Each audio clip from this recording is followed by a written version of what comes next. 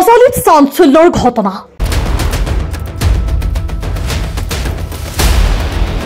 হয়, বজালিত এক চাঞ্চল্যকৰ ঘটনা সংঘটিত হৈছে।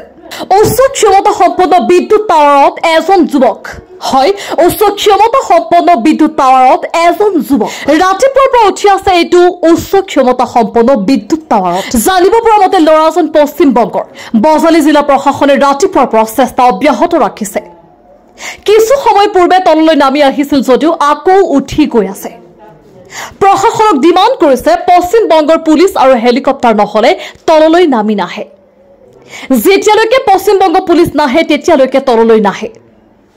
হয়, বহু ভয়ংকৰ দৃশ্য জানিব পৰা মতে পশ্চিমবংগৰ পৰা আহিছে ল'ৰাজন। আৰক্ষীয়ে পৰিয়ালৰ লগত যোগাযোগ কৰিও নমাব পৰা নাই। পুৱাৰ পৰা বজালি জিলা প্ৰশাসনে চেষ্টা অব্যাহত ৰাখিছে।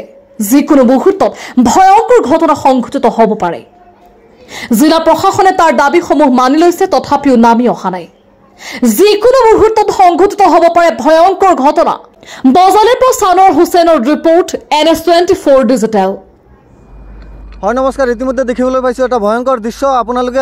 আপোনালোকক দেখুৱাম এতিয়া ভয়ংকৰ দৃশ্য। এই আপোনালোকে দেখিবলৈ পাইছে যি লাইনৰ খুঁটি আছে, লাইনৰ পোষ্ট আছে, এই পোষ্টৰ ওপৰত এজন ব্যক্তি উঠি গৈছে। একদম ওপৰত এজন ব্যক্তি উঠি গৈছে, আপোনালোকে দেখিবলৈ পাইছে। ইতিমধ্যে খুঁটিৰ ওপৰত ইতিমধ্যে জানিবলৈ পাইছোঁ মানুহজন কলকাতাৰ বুলি জনাইছে স্থানীয় ৰাইজৰ পৰা কিছু মন্তব্য শুনিবলৈ চেষ্টা কৰিম। তো আজি মই পুৱাৰ পৰাই দেখা পাইছোঁ আৰু আপোনাৰ এই কিবা বোলে ইয়াৰ পাৰ্টনাৰে লৈ আহিছে। ইয়াতে আনাৰ পিছত ফোন মাৰি লৈ আহিছে। পাৰ্টনাৰটো আৰু দেখা কৰা নাই। দেখা নকৰাকৈ মানুহটো ইয়াতে এতিয়া উঠি কি কৰি আছে আমিও গম পোৱা নাই।